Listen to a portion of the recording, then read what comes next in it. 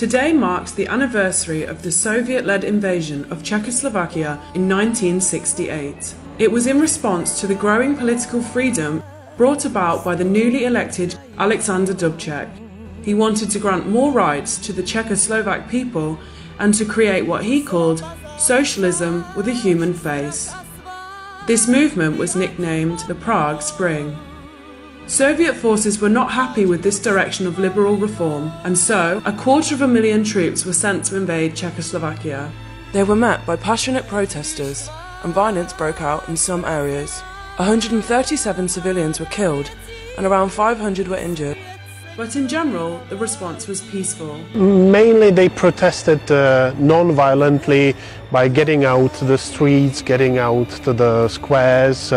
There were some cars burning and there were some clashes just provoked. But people were non-violent but very angry, trying to explain to the soldiers that they were not right coming in, that there was no counter-revolution, there was no one trying to attack them or trying to fight. But I think it was, on the other hand, a bit of naive. There's no possibility to reform a totalitarian regime.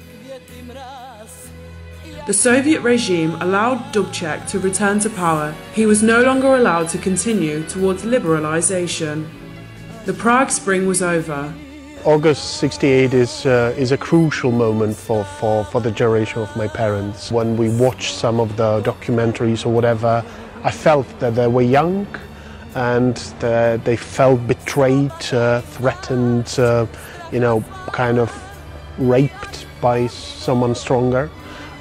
So this emotion is still there. It is now 49 years since these events transpired. But what message can be taken from the acts of these brave protesters? I think the message would be we have to stand against the evil.